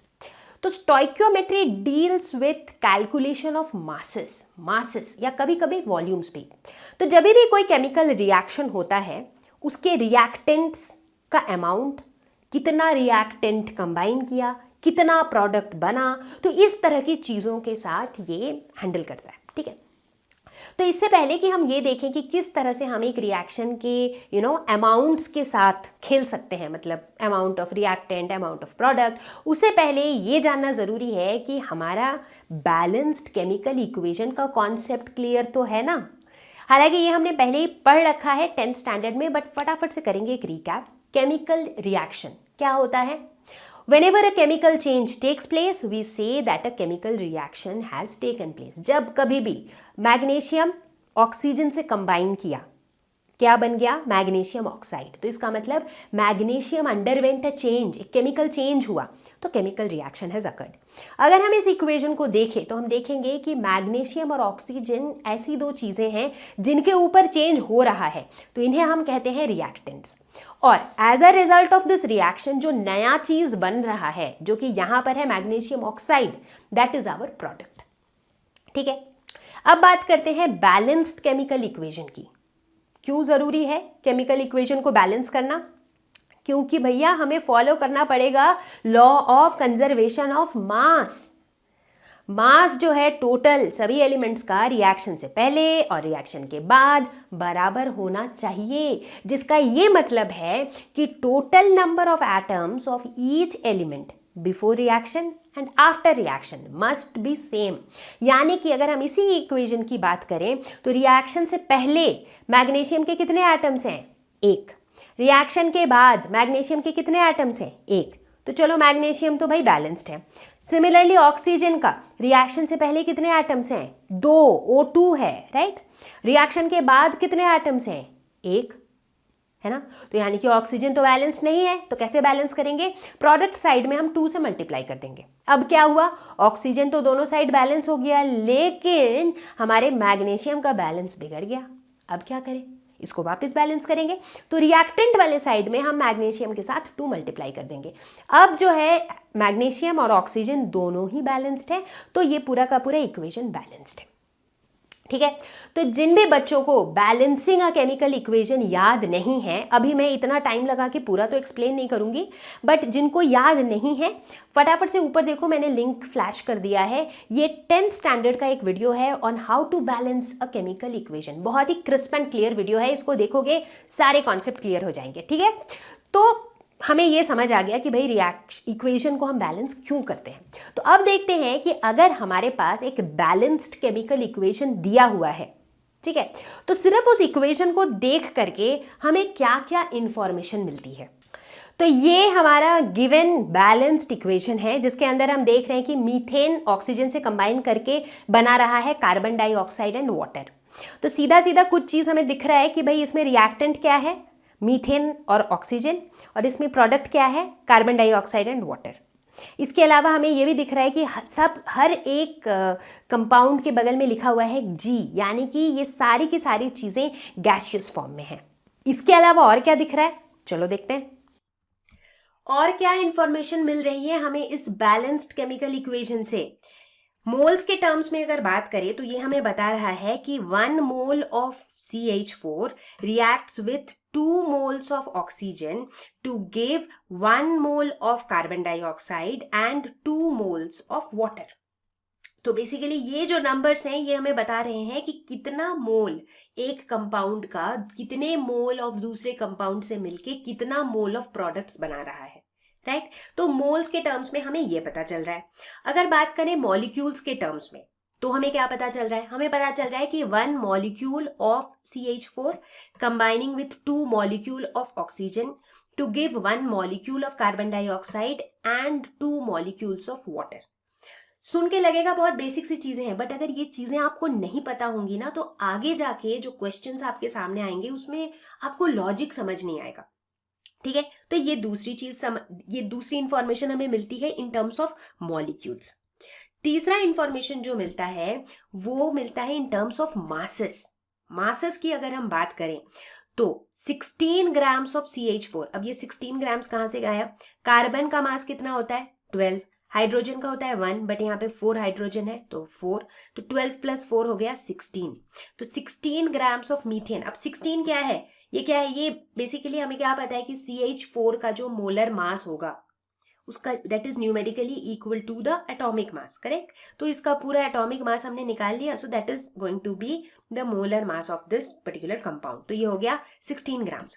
उसी तरीके से अगर हम ऑक्सीजन की बात करें तो इसका पूरा का मास कितना है? 2 × O2। एक तो 2 है, 2 मोल्स है, राइट। सो 2 × अब O2 का कितना हो जाएगा मास? एक ऑक्सीजन एटम का मास कितना होता है? 16। यहाँ पे 2 ऑक्सीजन एटम्स हैं तो 2 × 16 that is 32। So 2 × 32 grams of oxygen. तो मतलब 16 grams of methane combining with 2 × 32 grams of oxygen to give कितना ग्राम ऑफ कार्बन डाइऑक्साइड?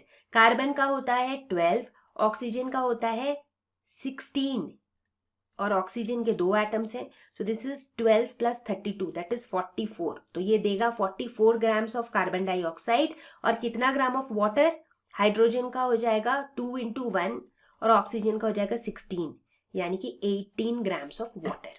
तो अगर हम मास के टर्म्स में बात करें तो हम कहेंगे 16 grams of methane combining with 64 grams of oxygen to give 44 grams of carbon dioxide and 18 grams of water. तो बच्चों सब कुछ सही चल रहा है, अब बहुत ज़्यादा कुछ बचा नहीं है। एक बहुत इंपॉर्टेंट कॉन्सेप्ट अभी बताने वाली हूँ मैं, वो है लिमिटिंग रिएजेंट का। कभी कभी क्या होता है रिएक्शन में कि जो रिएक्टेंट्स होते हैं ना, मान लो मेरे 2 रिएक्टेंट्स हैं, उसमें से कोई एक रिएक्टेंट जो है जितना चाहिए मुझे उससे कम है, ठीक है। तो ऐसे केस में क्या होगा, मेरा जो रिएक्शन है वो समय से पहले ही स्टॉप हो जाएगा, क्योंकि एक रिएक्टेंट तो खत्म हो जाएगा ना टाइम से पहले ही, है कि नहीं। तो उसकी वजह से क्या होगा, जो मेरा प्रोडक्ट बनने वाला है वो प्रोडक्ट भी मुझे डिजायर्ड अमाउंट में नहीं मिलेगा, क्योंकि रिएक्शन पहले ही स्टॉप हो गया ना। तो मतलब कुछ यूं समझ लो कि मान लो आपने कल घर पे एक गेट टुगेदर रखा है जिसमें आपने 60 लोगों को इन्वाइट किया है, 60 पीपल, ठीक है। लेकिन आप जो रॉ मटेरियल खरीद के लाए हो खाना बनाने के लिए वो सिर्फ 30 लोगों का लाए हो। अब जो रसोइया है, जो कुक है, जब वो खाना बनाने जाएगा क्या होगा, इससे पहले कि वो 60 लोगों का खाना बनाए उसका सामान ही खत्म हो जाएगा, है कि नहीं। जब रॉ मटेरियल ही खत्म हो जाएगा तो बनाएगा कैसे 60 लोगों का खाना, समझ रहे हो ना बात को। ठीक उसी तरीके से अगर आपका जो रिएक्टेंट है, कोई एक रिएक्टेंट अगर जितना चाहिए उससे कम है, भले ही दूसरा वाला रिएक्टेंट बहुत है, बट जब एक खत्म हो जाएगा तो दूसरा रिएक्ट किससे करेगा, राइट। तो ये जो रिएक्टेंट है जो कम है, ये हमारे प्रोडक्ट, कितना प्रोडक्ट बनेगा उसको लिमिट करता है, वो बनने नहीं देता है उसको ज़्यादा। वो इसके कम होने की वजह से मेरा प्रोडक्ट भी कम बनता है। तो इस रिएक्टेंट को हम कहते हैं लिमिटिंग रिएजेंट। लिमिटिंग रिएजेंट क्यों, because it limits the amount of product formed. जो प्रोडक्ट बनता है उसको वो लिमिट कर देता है कि भाई तू इससे ज़्यादा तुम ना बन पाओगे क्योंकि मैं ख़त्म हो चुका हूँ, राइट। एक एग्जाम्पल लेंगे, बहुत ध्यान से सुनना क्योंकि बहुत से बच्चे ना इसमें गड़बड़ करते हैं, ठीक है। एक एग्जाम्पल लेते हैं, मान लो मेरे पास एक रिएक्शन है, A + B फॉर्म्स C। तो A और B रिएक्टेंट हैं जो मिलकर बनाते हैं प्रोडक्ट C, ठीक है। अब मैंने कहा कि भाई C बनाने के लिए ना मुझे A चाहिए 10 ग्राम और मुझे B चाहिए 20 ग्राम। एकदम सिंपल सा एग्जाम्पल ले रही हूँ, ठीक है। तो ये मेरे डिज़ायर्ड क्वांटिटीज़ हैं कि A मुझे 10 ग्राम चाहिए, B मुझे 20 ग्राम चाहिए।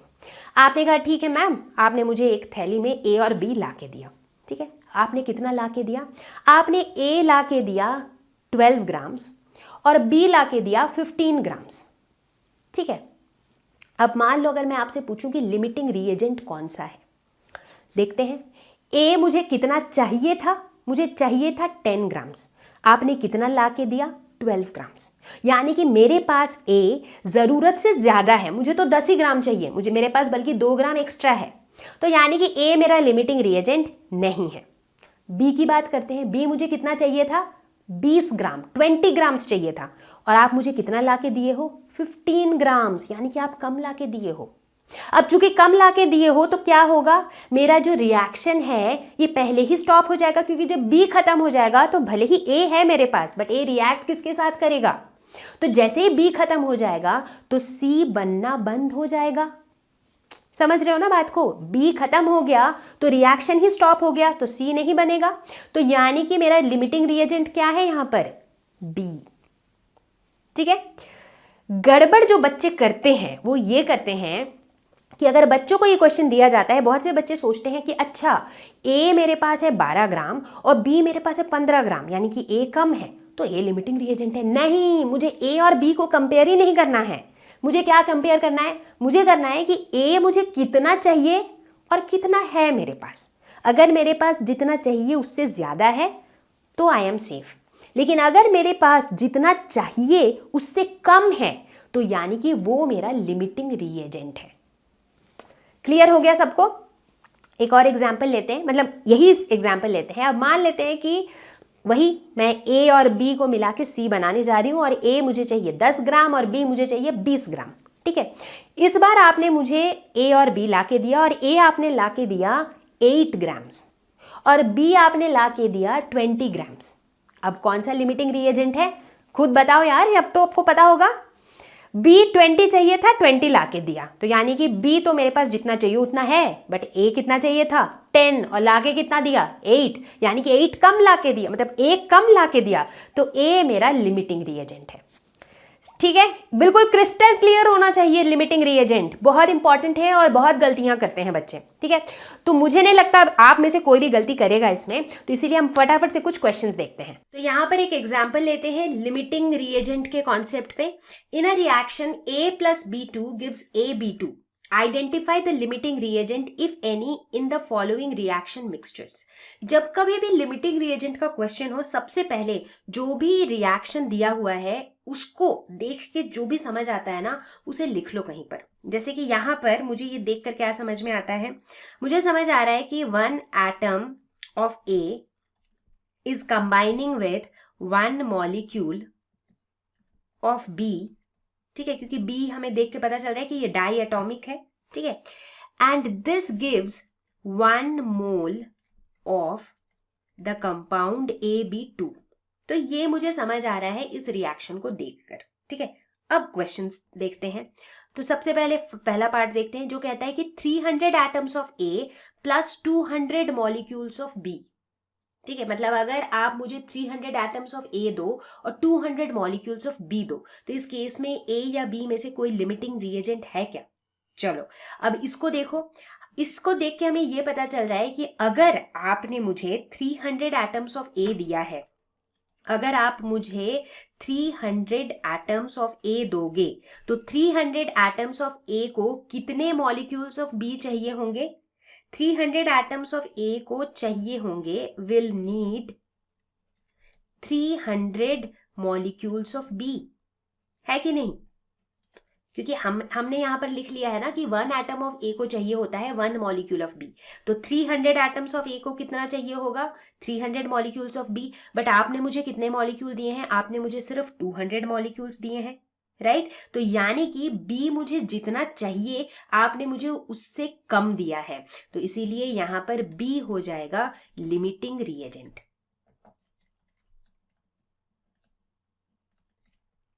ठीक है, सेकंड वाला देखते हैं। ये कह रहा है कि 2 मोल of A plus 3 mole of B। ठीक है, 2 मोल of A plus 3 mole of B। अब देखो मोल के टर्म्स में अगर हम इस गिवन इक्वेशन को देखें, तो गिवन इक्वेशन मोल के टर्म्स में क्या है? ये कहता है कि 1 मोल ऑफ A जो है it combines with 1 mole of B, है ना? मतलब ये तो हमने एटम्स और मॉलिक्यूल्स के टर्म्स में लिखा। मोल के टर्म्स में अगर हम देखें तो हम देख रहे हैं कि 1 mole of A is combining with 1 mole of B, है ना? तो इसका मतलब अगर आपने मुझे 2 मोल्स ऑफ A दिया, तो वो कितने मोल ऑफ B से कंबाइन करेगा? 2 मोल्स ऑफ B। तो आपने तो मुझे 3 दे रखा है, तो इसका मतलब B तो आपने जितना जरूरत है उससे ज्यादा ही दे रखा है, तो B तो मेरा लिमिटिंग रिएजेंट नहीं है।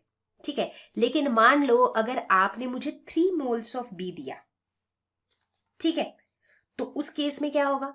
अगर आप 3 मोल्स ऑफ B दोगे तो मुझे कितने मोल्स ऑफ A चाहिए होंगे, राइट? तो हमेशा क्या करो, जैसे आपने मुझे पहले केस में 300 एटम्स A का दिया, 200 मॉलिक्यूल्स B का दिया, सो 300 और 200 में से जो भी बड़ा नंबर है ना, उसके रेस्पेक्ट में सोचो कि अच्छा ठीक है 300 एटम्स ऑफ A अगर मेरे पास रहे तो मुझे B के कितने मॉलिक्यूल्स चाहिए? 300 ही चाहिए, बट ये 300 से कम है, यानी कि B लिमिटिंग रिएजेंट है।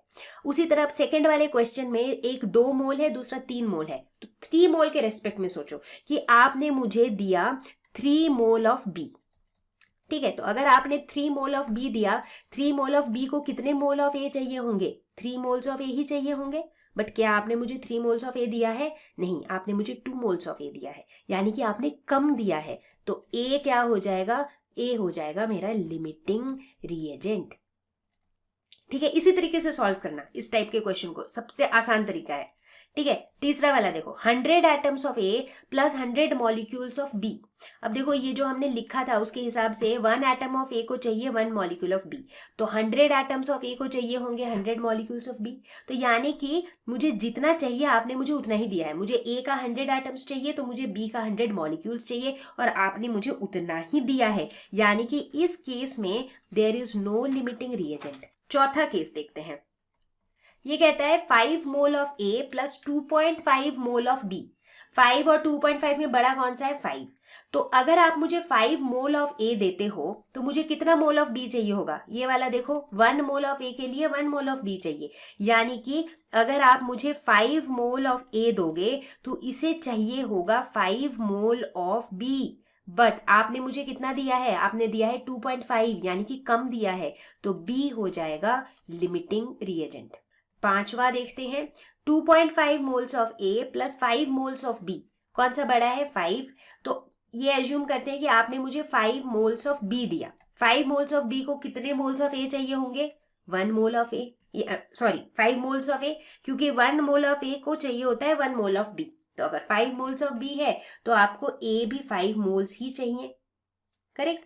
बट आपने कितना दिया? आपने दिया 2.5, जो कि कम है, यानी कि ए क्या है? Limiting reagent. ठीक है, तो इस तरह के लिमिटिंग रिएजेंट वाले क्वेश्चंस आपको पूछे जा सकते हैं। तो बच्चा पार्टी आ चुके हैं हम आखिरी पड़ाव पे इस लेसन के, ठीक है। तो यहाँ हम बात करने वाले हैं रिएक्शंस इन सॉल्यूशंस। एक्चुअली होता क्या है कि रियल लाइफ में जब हम लैब में एक्सपेरिमेंट्स करते हैं तो हम देखते हैं कि अधिकतर एक्सपेरिमेंट्स जो है ना वो सॉल्यूशंस में होते हैं। सॉल्यूशन क्या होता है? जैसे अगर हमारे पास 2 पार्टिकल्स हों, 2 चीज़ें हों जिनका size is very small, less than 1 nanometre, और ये दोनों चीज़ें मिक्स होके जब एक होमोजीनियस मिक्सचर बनाती है उसे हम सॉल्यूशन कहते हैं। जैसे कि शुगर और वाटर, दोनों का पार्टिकल साइज बहुत छोटा है, दोनों मिक्स हो जाते हैं तो होमोजीनियस मिक्सचर बनाते हैं, तो जो शुगर सॉल्यूशन है दैट इज अ सॉल्यूशन। उसी तरह salt and water, soda water, ये सारे सॉल्यूशंस के एग्जाम्पल हैं। सॉल्यूशन के अंदर 3 टर्म्स होते हैं। सॉल्यूट यानी कि शुगर, सॉल्ट, ये सॉल्यूट है। सॉल्वेंट क्या होता है? जो लिक्विड है, जैसे कि वाटर। और सॉल्यूशन क्या है? सॉल्यूट और सॉल्वेंट मिलके जो बना रहा है दैट इज सॉल्यूशन, ठीक है ना। तो अब ये सॉल्यूशन का जो कॉन्सेंट्रेशन है वो हमें पता करना होता है। कॉन्सेंट्रेशन क्या होता है? जैसे आपने देखा होगा कि चलो चीनी और पानी को मिलाया, अगर खूब ज़्यादा चीनी डाल दिया तो क्या होता है? वो सॉल्यूशन जो है काफ़ी कॉन्सेंट्रेटेड हो जाता है। और अगर चीनी ज़रा सा डाला और पानी खूब सारा डाल दिया तो क्या होता है? वो डाइल्यूट हो जाता है। तो बेसिकली किसी भी सॉल्यूशन का कॉन्सेंट्रेशन हम कैसे निकालते हैं कि उसमें कितना सॉल्यूट है कंपेयर्ड टू द सॉल्वेंट। तो इसको निकालने के 4 तरीके हम डिस्कस करने वाले हैं। इसे हम 4 तरह से एक्सप्रेस करते हैं बेसिकली, जो कि है मास percent, mole fraction, molarity and molality. तो इन चारों चीज़ों के बारे में अभी हम डिस्कस करेंगे 1 बाय 1 और सभी का एक एक एग्जाम्पल भी लेते रहेंगे, जिससे आपको आइडिया लगते रहेगा कि किस टाइप के क्वेश्चंस इनमें से पूछे जाते हैं। तो मास परसेंटेज, नाम से ही पता चल रहा है कि ये हमें बताता है कि किसी एक पर्टिकुलर एलिमेंट का कितना मास परसेंटेज है एक कंपाउंड में, और वो वही बताता है। तो ये बताता है concentration of an element in a compound या फिर concentration of a component in a mixture. चाहे कंपाउंड हो या मिक्सचर हो, उसमें किसी एक पर्टिकुलर एलिमेंट या कॉम्पोनेंट का कितना कॉन्सेंट्रेशन है। इसे हम कैलकुलेट कैसे करते हैं? Mass percentage is equal to mass of the component by total mass of the mixture into 100। ठीक है, ये एक्चुअली नाम से ही पता चल जा रहा है कि एग्जैक्टली हम यहाँ क्या करते हैं। एक एग्जाम्पल लेते हैं। A sample of drinking water was found to be severely contaminated with chloroform CHCl3 suppose to be carcinogenic in nature. Carcinogenic मतलब कोई ऐसी चीज जिससे कैंसर हो सकता है। The level of contamination was 15 ppm by mass. ppm क्या होता है? ppm होता है पार्ट्स पर मिलियन। ठीक है, मतलब कि आउट ऑफ मिलियन, मिलियन क्या होता है? 10 to the power 6। तो 1 ppm का मतलब है 1 by 10 to the power 6। ठीक है, 1 ppm का ये मतलब होता है। ठीक है, okay. Express this in percent by mass. ठीक है, तो मतलब मुझे यहां पर निकालना है मास परसेंट ऑफ, किसका मास परसेंट निकालना है? 15 ppm क्लोरोफॉर्म इन वाटर। ये बताना है कि पानी में क्लोरोफॉर्म का कॉन्सेंट्रेशन कितना है। तो 15 ppm क्या हो जाएगा? मतलब 15 पार्ट्स पर मिलियन, मतलब 15 पार्ट्स हैं out of million, that is 10 to the power 6। और इसका परसेंटेज निकालना है तो 100 से मल्टीप्लाई कर देंगे, तो ये हो जाएगा लगभग 1.5 इंटू 10 to the power -3%। तो ये हो जाएगा मास परसेंट। अगला है मोल फ्रैक्शन। मोल फ्रैक्शन हमें बताता है कि ratio of number of moles of a particular component to the total number of moles of the solution. तो नाम से ही पता चल रहा है कि यहाँ पे हम नंबर ऑफ मोल्स पे फोकस करेंगे, ठीक है। तो जैसे एक एग्जांपल लेते हैं,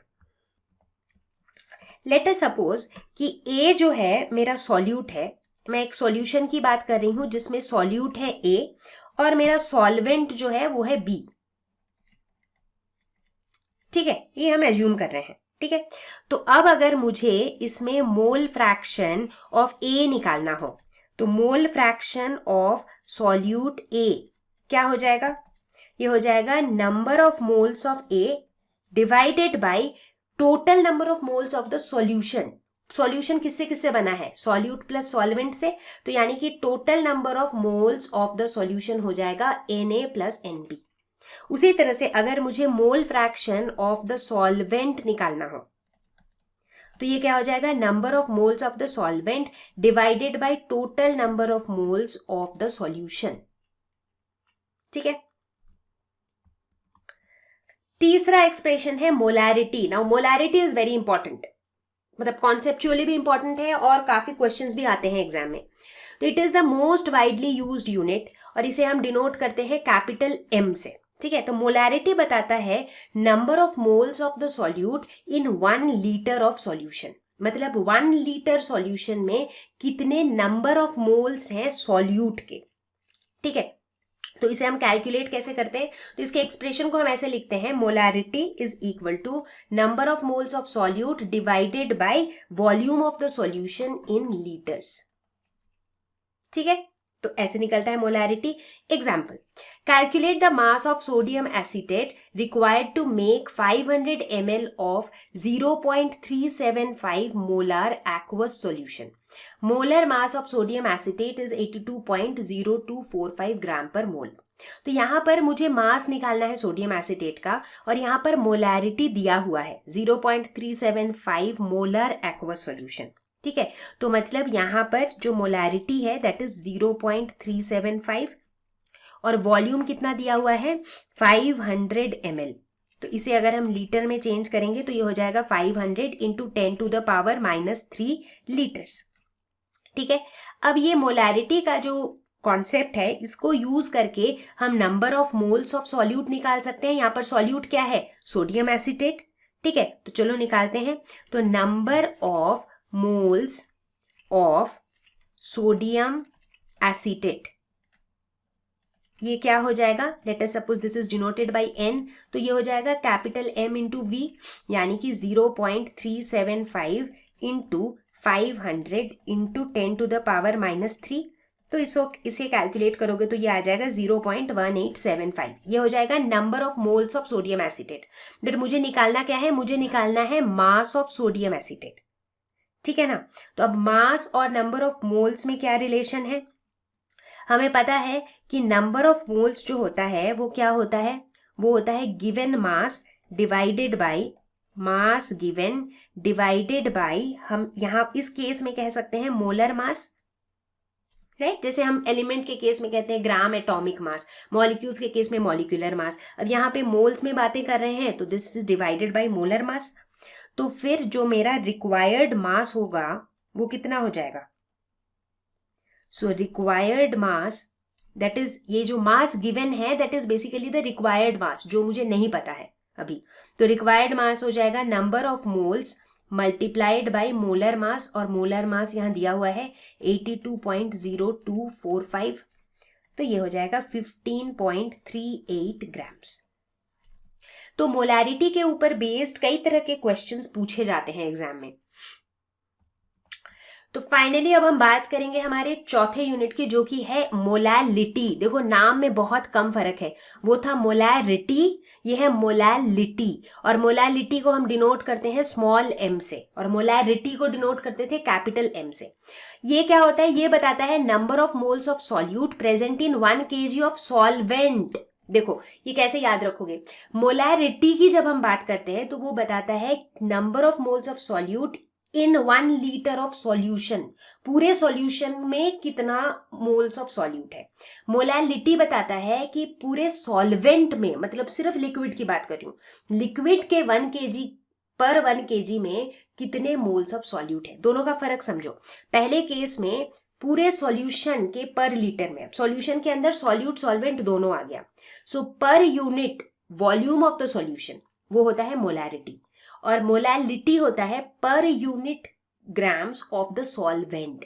तो ये फर्क है और इस फर्क में कंफ्यूज बिल्कुल नहीं होना है, ठीक है ना। तो ये बिल्कुल याद रखना है, ठीक है। तो एक ये छोटा सा टिप याद रख सकते हो, मोलैलिटी में कौन सा वर्ड कौन से लेटर का फर्क है, एल का फर्क है, राइट। एल से क्या होता है, एल से होता है लिक्विड, और लिक्विड क्या होता है, मेरा सॉल्वेंट होता है। तो per unit KG of solvent वाला जो है वो मोलैलिटी है, ठीक है। तो एक एग्जाम्पल लेते हैं, देखते हैं कैसे इसे हम कैलकुलेट करते हैं। A sample of drinking water, ये एक्चुअली वही वाला क्वेश्चन है जो हमने थोड़ी देर पहले किया था। Contaminated with chloroform, the level of contamination was 15 ppm by mass। थोड़ी देर पहले हमने इसका मास परसेंट निकाला था। अब मुझे इसका मोलैलिटी निकालना है। Find out molality of chloroform in water sample. कई बार तो बच्चों को ना एग्जाम में क्वेश्चन पेपर में मोलैलिटी और मोलैरिटी पढ़ने में गलती हो जाती है और वो फंस जाते हैं, तो इसीलिए थोड़ा ध्यान से, ठीक है ना। तो अब देखो यहाँ पर मैं पुराने वाले क्वेश्चन का भी रेफरेंस लूंगी। थोड़ी ही देर पहले हमने क्या निकाला था, हमने निकाला था मास percent of 15 ppm of chloroform in water. ये हमने थोड़ी देर पहले कैलकुलेट किया था। तो ये जो हमने कैलकुलेट किया था, इस कैलकुलेशन से जो हमें पता चल रहा है, इसका मतलब क्या है, इसका मतलब है कि अगर हमारे पास 100 ग्राम्स का सैंपल हो, क्योंकि ये परसेंटेज है, right, mass percent of chloroform है 1.5 इंटू 10 टू द पावर -3, यानी कि अगर हमारे पास 100 ग्राम का सैंपल हो तो उसमें क्लोरोफॉर्म कितना होगा, 1.5 into 10 to the power -3 grams, ठीक है। तो 100 ग्राम्स ऑफ सैंपल में, so 100 grams of sample contains 1.5 into 10 to the power -3 grams of chloroform। तो फिर 1000 grams of sample कितना क्लोरोफॉर्म कंटेन करेगा। 1000 ग्राम्स में क्यों निकाल रही हूं, क्योंकि मुझे देखना है पर केजी कितना कॉन्सेंट्रेशन है। तो 1000 grams of sample will contain 1.5 into 10 to the power -3 divided by 100 into 1000। तो ये हो जाएगा 1.5 into 10 to the power -2 grams, ठीक है। तो इसका मतलब in 1 kg of solvent, in 1 kg of solvent 1.5 into 10 to the power -2 grams of CHCl3 is present, है कि नहीं। 1 kg सॉल्वेंट में इतना ग्राम्स ऑफ CHCl3 है, करेक्ट। तो फिर इस लॉजिक से हम क्या निकाल सकते हैं, मुझे चाहिए क्या, मुझे चाहिए नंबर ऑफ मोल्स, मतलब कितने number of moles of CHCl3 है 1 kg सॉल्वेंट में। बट अभी मैंने निकाला क्या है, कितना मास ऑफ CHCl3 है 1 kg सॉल्वेंट में। तो बेसिकली मुझे ये निकालना है कि इतने ग्राम में नंबर ऑफ मोल्स कितने हैं, इतने ग्राम में नंबर ऑफ मोल्स कितने हैं, राइट। तो number of moles of CHCl3 ये हम कैसे निकालेंगे, मास गिवन, यानी कि किस मास पे हम निकालना चाह रहे हैं, 1.5 into 10 to the power -2 grams divided by इसका मोलर मास। और मोलर मास ऑफ CHCl3 कितना हो जाएगा, कैलकुलेट कर सकते हैं। कार्बन का मास कितना हो जाएगा 12, हाइड्रोजन का 1, और उसके बाद क्लोरीन, तो यहाँ पे 3 क्लोरीन एटम्स है, सो 3 इंटू 35.5, तो यह हो जाएगा 119.5। ये मोलर मास हो जाएगा इसका 119.5। तो इसे कैलकुलेट करेंगे तो आ जाएगा 1.25 into 10 to the power -4 m। ये m क्या है, ये m मीटर नहीं है, ये m है मोलैलिटी। तो ये है 1.25 into 10 to the power -4 will be the molality. Molality को भी हम स्मॉल m से डिनोट करते हैं, ठीक है। तो क्लियर हो गया। मोलैलिटी वाले क्वेश्चंस हम इसी तरीके से सॉल्व करेंगे, मतलब ऐसा नहीं कि कोई डायरेक्ट फॉर्मूला है, पहले आपको समझना पड़ेगा 1 kg सॉल्वेंट के अंदर कितने नंबर ऑफ मोल्स हैं। तो यहाँ हमने क्या अप्रोच फॉलो किया, पहले हमने 1 kg सॉल्वेंट के अंदर कितना मास है सॉल्यूट का वो निकाल लिया, एक बार कितना मास है पता चल गया, उसके बाद नंबर ऑफ मोल्स आराम से निकल गया, ठीक है ना। तो ये था हमारा मोलालिटी का कॉन्सेप्ट। ओके बच्चों, तो टाइम है ये बताने का कि आपको कैसा लगा ये वीडियो, और मैं ये उम्मीद करती हूँ कि आपको बेसिक कॉन्सेप्ट्स ऑफ केमिस्ट्री, इस लेसन के सारे कॉन्सेप्ट्स हो गए होंगे क्रिस्टल क्लियर। घबराने की कोई बात नहीं, अभी इसके बाद एक और वीडियो आएगा इसी लेसन पे जिसके अंदर हम कुछ क्वेश्चन सॉल्व करेंगे, और उस वीडियो में ऐसा नहीं है कि हम सिर्फ एनसीईआरटी के क्वेश्चन सॉल्व करेंगे, वहां पर हम कुछ क्वेश्चंस लेंगे जो आपके एग्जाम्स में पूछे जाते हैं, जैसे किस तरह के क्वेश्चन एंट्रेंस एग्जाम्स में पूछे जाते हैं, राइट, किस तरह के क्वेश्चंस आपको मे बी स्कूल में भी पूछे जा सकते हैं। तो उससे क्या होगा ना, आपका दिमाग थोड़ा और खुलेगा कि कैसे कैसे क्वेश्चंस बन सकते हैं, राइट। तो बने रहिएगा साथ में ही, मैं जल्दी लेकर आती हूँ अगला वीडियो। तब तक के लिए stay home, stay safe, take care, bye bye.